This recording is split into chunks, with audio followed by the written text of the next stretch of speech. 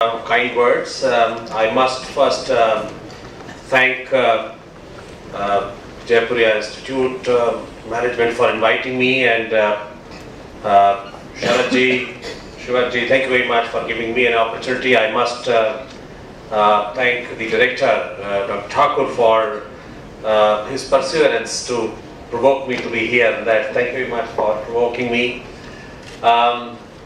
Great thoughts from Shri Sondhi. I think I would say that it's all about leadership actually. Leaders make tremendous change. They can bring about transformation in companies, the way they work, the whole total environment, and bring a lot of energy there for a change. So great thoughts and case studies, I would say. And case studies are one thing that I always say that why is it that the Indian management institutions always look for case studies abroad when they are teaching management in the country? I think we have numerous case studies of our own, which I think they would relate much better, and we can really build on our management studies. I think we need to, Jaipuriya would like to suggest that some of the case studies of Indian context must be taken up for studies.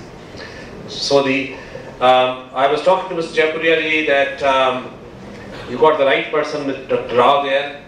He's a great HR professional, and we talk about some of the HR professional and leaders actually in HR in the country. I would definitely put Mr. Rao there, one of the top leaders there. Great colleague and a great leader actually when it comes to this talking about HR. Kamal Singh ji has been my old colleague. He's led so ably IMA and now leading National HR Network equally well and really adding value. A lot of senior people here, Madhukar ji, I see here, Mr. Muthu here, many other people there, and most importantly the budding professionals who would be perhaps entering a professional career. I think they are most important customers for us here. So good morning to all of you. Good morning, sir. Well, when we talk about engagement, we talk about performance, we talk about growth, we are all relating it to business. And we all must focus on what all can be done to make business relevant, inclusive, growth-oriented, and worthwhile for not only people, but the society. And when we try to examine a simple business model, in the simplest form, I see that there are three components. One is the technology. If you are in a field of any business, technology is very important. You must be at par or maybe better than your competitor. Technology changes so fast. If you are not updated, you are not keeping the best updated, latest technology, you will perhaps fade away. So technology is one thing. And this is the hardware of the company. Then the other is the best practices, systems, procedures, way of doing business. That is the software part of this. And today, if you have a bright idea, finance is not a problem. The financial institutions would line up to give you finance because they also make money out of your idea. So they would be very much willing to help you. So if these two things are available, accessible to everyone, why the companies differ in their performance? They should be doing equally well. Why companies differ and differ a lot in their performance when they can access the same technology, also learn to do the same way as the most progressive or successful companies do? To my mind, the answer lies in element 3, that is the people. People can make an organization transform to a very high level of performance or make it a very mediocre organization. So one of the learnings, and I think the important aspect that we must make it a point to note, is the people. People make all the difference in the organization. And if people are not engaged, you have a big problem there. And therefore, we must see that how the perception of people, perception of companies has changed over a period of time when they're talking about people. I see that in the 70s, 80s, companies used to talk people as a cost. And the attempts were, how do you cut down the costs? And there were all efforts to do that. As we grew, got more experience, they started realizing, no, they are not the cost. We must look at differently, and then they are perhaps our assets. And they talked about people are becoming our assets. And the focus came on maximizing the returns, developing human capital, and we start talking about returns of investments in terms of what human capital can do. As we moved on in the 20th century, we have started thinking that people are our best investors.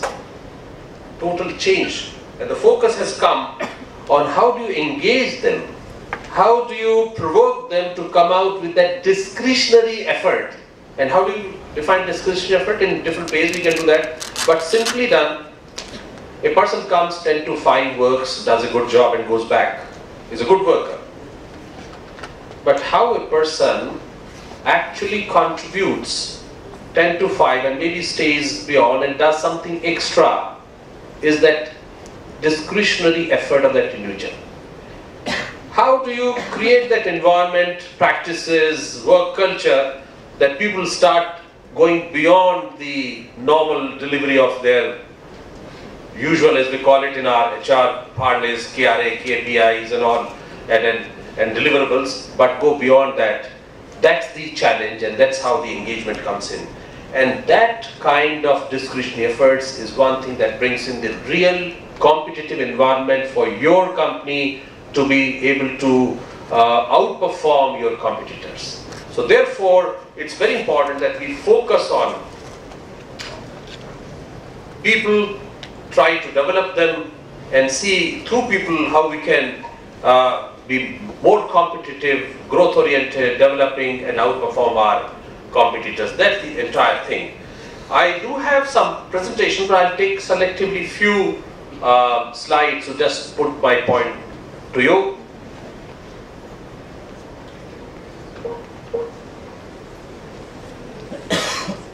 Can you?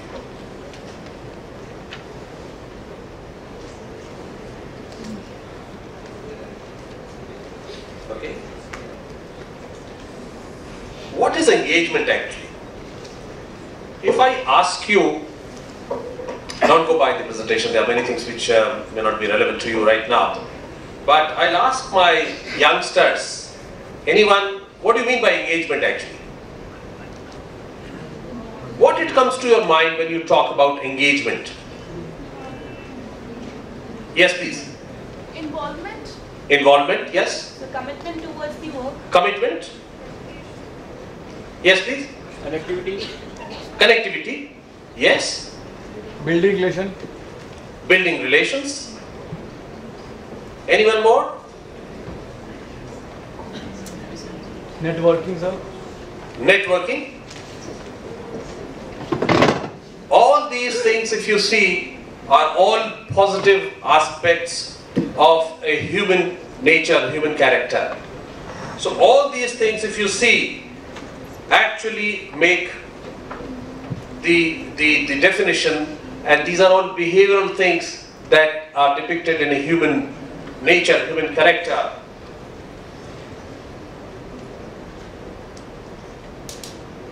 This is all engagement. So this is the behavior. Do you think these characters are with you in that? Built on these. These are very important as you grow on that. So I'll come to how some great people, great industry leaders have defined the value of employee engagement and why, and I have tried to give a definition to engagement. There are many definitions, but I think some of the people who have mattered, who have made tremendous value addition in terms of business, how business is done. Jack Welch said that no company, small or large, can win over the long run without energized people who believe in the firm's mission and understand how to achieve it. That's why you need to take the measure of employee engagement at least once a year through anonymous surveys in which people feel completely safe to speak their minds. That's very important. It should be neutral, independent opinion. give them environment to speak out. That's what a most successful CEO that we have had in the world has talked about. Bill Kahn, from the researcher's point of view, how he defined the engagement, the simultaneous employment and expression of persons' preferred self in tasks or behaviors that promote connections to work and to others, personal presence, physical, cognitive and emotional, and full role, active role, full role performances there. I must point out here, when we see kind of people, employees that are there, many of them, as I said, are satisfied, they work normal. Many of them are very competent. We talk about competency, we are talking about talent when we are talking about people. And you must relate, when we are talking about people, it is the talent. Not that 100% of your people may be grouped, categorized under the heading talent, but the challenge is how do you transform them into the group as talent. Many of them perform well. They are excellent, they are very intelligent, they are very capable, having potential. So from competency, you have to go beyond competency. The competency must be reflected in your delivery. So if they are contributable, they can contribute to the company. So it's not only competency, they must be contributing. If the contribution is not positive, is not of any use to the organization, it really doesn't help you in furthering your performance or your development or your growth in terms of competitiveness. So they need to be committed. So when their competency can be transformed into deliverables in line with the mission of the organization, then only they are becoming contributed and engaged employees there. So that's very important here, and we must take note of that. How many employees are actually committed and contributing this beyond being competency-wise very, very skilled. The conference board has defined emotional connection there actually, and says that heightened emotional connection that an employee feels for his or her organization that influences him or her to exert greater discretionary effort to his or her work there. That's very important. And there comes the most important aspect to my mind, that how do you distinguish a satisfied employee and an engaged employee? Normally we see and we try to define, is a very satisfied employee, so that means he must be contributing, must be very effective, must be very engaged. I think we need to distinguish this here. I'd like to put here, a satisfaction is the overall rational assessment, and that's I say when a person comes, he does his tasks as per the defined KPIs or KPIs there. He's a very rational man, he does work rationally. And all the functions that are controllable, he is doing as per that laid down procedures. He's a satisfied worker, the company may also feel satisfied. But when you're talking about engagement, the engagement measures the levels of emotional bonding and psychological commitment of that employee with the organization. And we must see how do you create this emotional connect. You may have many things in the organization that would make an employee very rational, very kind of a satisfied person doing whole job. But when it comes to engagement, and that's engagement is that where he uses his discretionary potential for the benefit of the organization, how do you do that? And we should focus on that emotional bonding, and that's why the emotional quotient phenomena came into being, and many organizations have very effectively used that to develop the people and getting them more engaged. And we saw Mr. Singh presenting some of the data. It's good to see that the percentage of the engaged people in our Indian business scenario is increasing. And I think this comes to my mind from the realization of many companies that engagement, systematic engagement initiatives have helped and will help organization for more competitive advantages and growth in long term. And is very well established. Now, one more very interesting study that is brought about is done by the Corporate Leadership Council Employees Engagement Survey, that emotional engagement is 4 times more valuable than rational satisfaction in driving employees' effort. So you can see a satisfied, good employee who does a wonderful job otherwise as per the defined rational framework of his tasks, KRAs or KPAs or KRIs as you call them, and then does a good job, a very disciplined person, versus an engaged employee who does the same thing but also does more because of his emotional connect with the organization, is going to make tremendous impact on the company's organization. And that's what is very important, and therefore it's very important for all organizations to really focus on how do you create that emotional connect, and through this emotional connect get most of your people engaged. A larger number of people getting engaged would definitely be an important thing for any organization. How does it impact? Why should we actually bother about asset engagement? Because ultimately it's not the people only, because it's the bottom line. The survival of several organizations is in a very high-tech technology area is so critical that any kind of lethargy or sort of these kind of effort not to take cognizance of these things can really be very, very problematic for the organization. So ultimately we must see how does it connect. We must see from the point of view when we hire talent, it's important, and the hiring of talent itself has undergone change. Companies are looking at different ways of really requiring people, recruiting people. Engagement and retention are 2 things which are very closely related. More engaged people means they are going to stay for a long time with you. And if it is a talent we are talking about, it's all the more important for an organization to keep them engaged, keep the talent engaged, and that's going to contribute very effectively. So we must hire, develop them, these strengths that are needed, and the strengths also I like to make point what Mr. Sondhi said. We must develop in those their competencies, skills, which are for future. Many organizations keep on developing those things as business as usual. And in the present environment, when things are changing very fast, you need to develop people for future actually.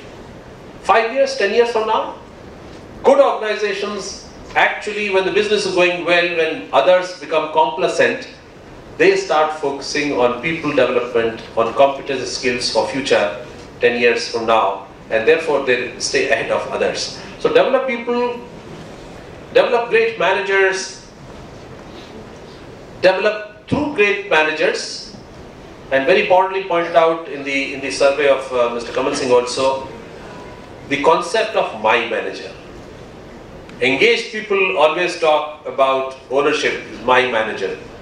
So you have to develop the kind of thing as my manager in the organization. And that's one of the most strongest aspect of the engagement, emotional connect with the people there. Develop those great managers, they will help you develop engaged employees, and ultimately the engaged customers. That's very important, was pointed out by Mr. Kamal Singh also, and Mr. Sondhi also, and Mr. Rao also, must develop the engaged customers, and they are going to drive the sustainable growth, real profit increase, and naturally the stock increase. So it's an all-round thing. It goes from within the company, it goes outside the company, and then develops an environment of emotional connect with your customers. And customers like that, I mean, we see iPhones. Why people line up for purchasing the new iPhones? in the, when it is very cold or very difficult condition, even then, late night they start doing, it's the emotional connect that they have. They have the faith and belief that there's something new, value is being created there, and they want to be part of that whole development. So I think it's very important to focus on that. Coming to a small part on the developing the employee engagement framework. And then perhaps the last point I'd like to do, why people should actually be